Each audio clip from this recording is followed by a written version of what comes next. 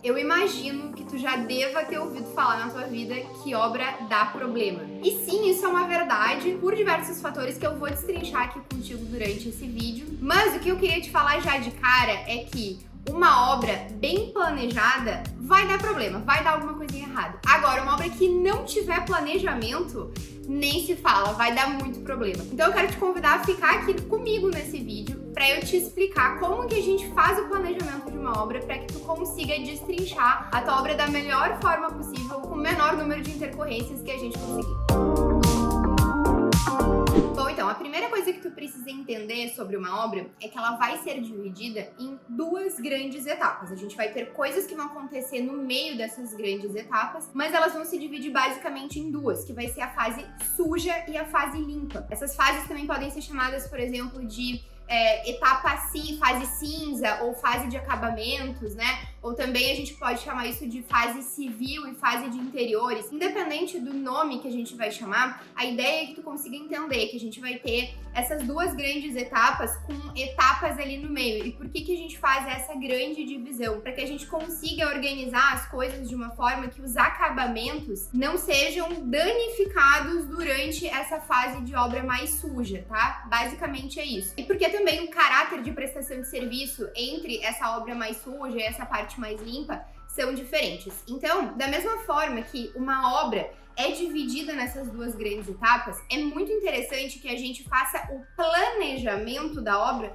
também organizado de forma a contemplar essas duas grandes etapas de forma individualizada. Antes de mais nada, eu preciso te dizer também que o ideal é que tu sempre tenha um profissional habilitado para fazer não só o acompanhamento, né, de todas essas etapas, mas para que esse profissional também te ajude a fazer o planejamento disso.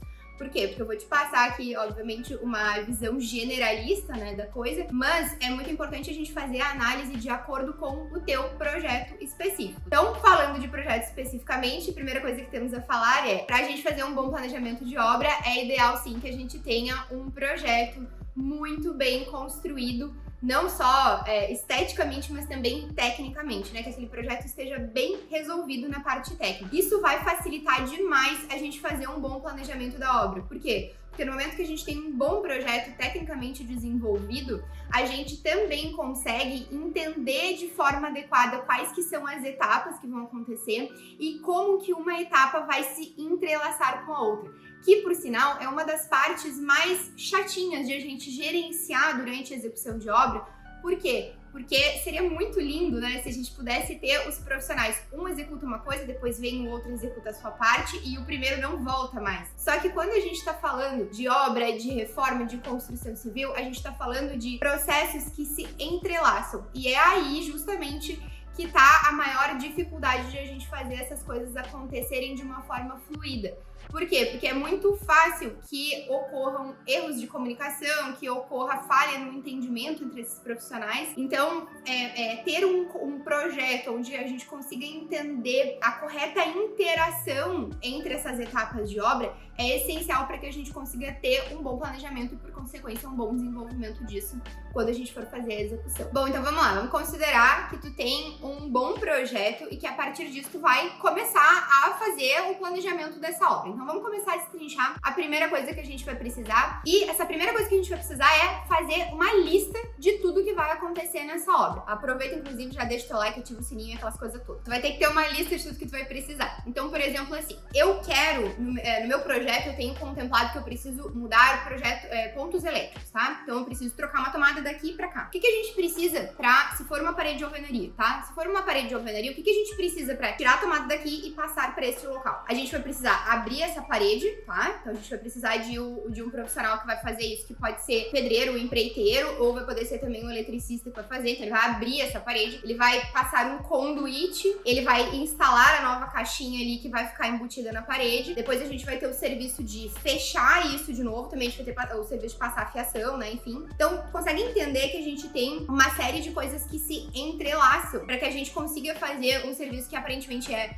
simples, né? E é simples, na verdade, que é mudar uma tomada daqui pra cá, mas a gente precisa de alguns serviços acontecendo para que isso se concretize. Então, quando a gente vai fazer o planejamento da nossa obra, a gente precisa ter, em primeiro lugar, o entendimento de quais são as tarefas deste tipo que serão executadas, que é a parte civil, a parte suja da obra. E aí a gente tem que começar a considerar todas as complexidades. Então, por exemplo, assim, eu preciso colocar um ar-condicionado, mas no meu prédio precisa de rapel. Então, quando a gente vai fazer o planejamento, a gente precisa levar isso em consideração, que a empresa que vai fazer o ar-condicionado precisa ser uma empresa que trabalhe com rapel, por exemplo. Na parte civil, o que a gente mais vai precisar é de pessoas, né, que vão interagir entre si para estar executando esses serviços de obra mais sujinha. E a gente também vai precisar comprar esses materiais. Então, eu vou precisar pintar a minha parede. O que eu preciso para comprar a parede? Eu preciso comprar tinta, eu preciso comprar rolo. O que eu preciso para demolir uma parede? Bom, eu preciso, inclusive, não é só demolir a parede ali e ter os materiais para fazer a demolição. Eu preciso providenciar um papo-entulho, por exemplo, né? Eu preciso providenciar o descarte disso. Então, a gente vai fazer esse raciocínio de como que as coisas são executadas. A gente vai imaginar, né? Então, para eu fazer isso vai acontecer assim, e aí para fazer tal coisa eu preciso deste material, ou se eu tiver descarte, como que eu vou descartar esse material? Então a gente vai fazer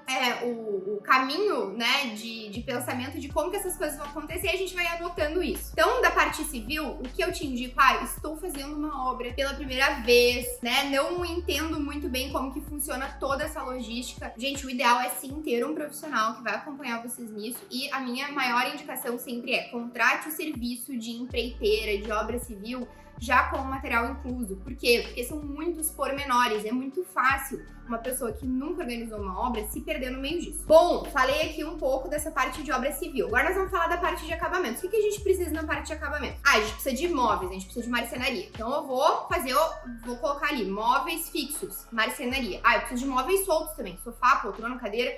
Então eu vou escrever ali, móveis soltos, eu preciso de ir em lojas para comprar isso, né? Ou comprar pela internet, enfim. Eu preciso de torneiras, então eu preciso de um fornecedor que vai me fornecer torneiras, né? Eu preciso de piso, eu preciso de argamassa para instalar esse piso, eu preciso de rejunte para fazer o acabamento desse piso. A gente vai olhar, literalmente, todas as coisinhas, todos os mínimos detalhes que a gente tem ali, e a gente vai fazer uma lista de tudo isso. Não só de itens, mas também de profissionais que tu vai precisar. Vai passar ela para uma planilha, ou tu já pode fazer essa lista direto numa planilha, mas para que vocês consigam fazer um comparativo e ter fornecedores diferentes. Importante dizer que não dá pra ir nunca, né? Nenhum serviço, nenhum produto nunca dá pra ir só pelo valor, né? Pelo preço. A gente precisa entender qual que é o valor que aquele serviço ou aquele produto tá entregando pra gente, qual que é a qualidade. Então, importante que você sempre, claro, faça um comparativo ali pra entender o mercado, mas entender sempre a qualidade daquilo que tá sendo entregue e não só o preço em si. Como que faz orçamento? Não tem jeito, gente, é pegar o telefone, o WhatsApp. Hoje em dia o WhatsApp funciona super bem, e-mail, enfim, WhatsApp é o que eu indico. E tem que entrar em contato com os fornecedores, com os prestadores de serviço e perguntar quanto que custa. Não tem outro jeito de fazer orçamento. A gente precisa fazer isso com orçamentos reais, palpáveis, com coisas que realmente existam no mercado pra gente comprar ou pra gente consumir de serviço. Então é sim trabalhoso entrar em contato com todo mundo, entender o que eles estão entregando, o que eles incluem, o que eles não incluem. É muito importante prestar atenção nisso. Então, por exemplo, assim, vai existir uma grande diferença de valor entre uma mão de obra que vai incluir os materiais já no preço deles, ou uma mão de obra que não vai incluir os materiais e que vai, por exemplo, comprar os materiais e vai te mandar as notas para que tu faça o pagamento dessas notas. Então é importante entender qual que é a diferença entre um serviço e produtos, né? E por que existe essa diferença de valor entre um e outro. Então, vai fazer ali um comparativo disso, vai entender e vai tomar a decisão. Então, pra mão de obra eu vou ir com este fulaninho, pra marcenaria eu vou ir com este ciclaninho, e assim tu vai fazer uma escolha dos fornecedores e dos prestadores de serviço que tu vai escolher pra começar a planejar a tua obra, pra fazer a execução da tua obra. Então, muito bem, eu escolhi os meus fornecedores e os meus prestadores de serviço. O que eu vou fazer agora? Eu vou precisar entrar em contato com esses fornecedores e prestadores de serviço pra ver qual que é a disponibilidade deles, né? Então, quando que eles podem me atender, qual que é o prazo de entrega, e em cima dessa disponibilidade eu vou começar a montar um cronograma. Não tem como, tem como a gente fazer, tá? Um cronograma estimado, né?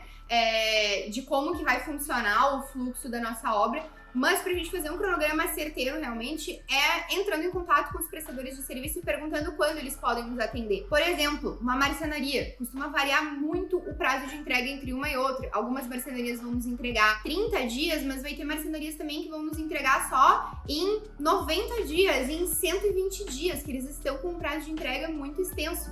Então não adianta tu fazer o planejamento, o cronograma de toda a tua obra sem ter conversado com os fornecedores que tu escolheu para ver se eles realmente têm disponibilidade de fazer o atendimento no prazo que tu tá planejando. Conversei com o pessoal, todo mundo pode me atender, o que eu vou fazer agora? A partir daquele momento, então, com aquele cronograma que tu já conversou com as pessoas, como que monta o cronograma, gente? Calendário. Monta o calendário, bota quem vai conseguir fazer cada um dos dias. Ah, tal dia o fulaninho vai medir.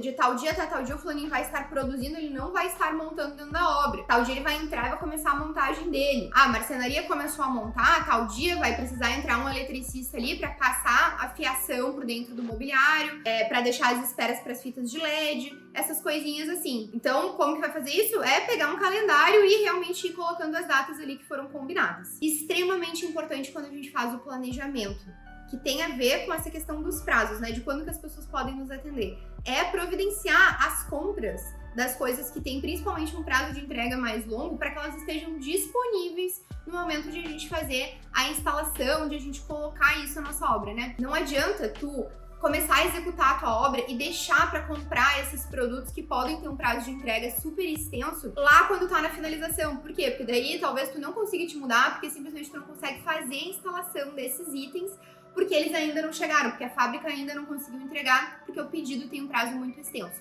Então é importante sempre tu te ligar nas coisas que vão ter um prazo de entrega maior, para que quando chegue o momento de tu realmente fazer a colocação ou a instalação disso, que tu tenha isso já disponível, consiga colocar lá no local. Recapitulando, então, só para tu não esquecer. Primeiro, a gente vai ter que... Eu parto do princípio de que tu tem um projeto organizado, vai ter que fazer uma lista que pode ser direto na tua planilha. Essa planilha é a planilha que tu vai usar para colocar valores, que tu vai entrar em contato com os fornecedores e vai perguntar para eles quanto que custa, e tu vai colocar nessa planilha, tu vai definir esses fornecedores, tu vai conversar com esses fornecedores para entender prazo de entrega, quando que eles têm disponibilidade de te atender, e em cima disso vai ser montado então um cronograma e vai ser feita a programação de compras das coisas que tu precisa ter disponível na hora de instalar. Beleza? Espero que esse vídeo tenha te ajudado, que tenha sido bem esclarecedor, e é isso, né? Até a próxima semana pra gente tomar nosso cafezinho aqui juntos.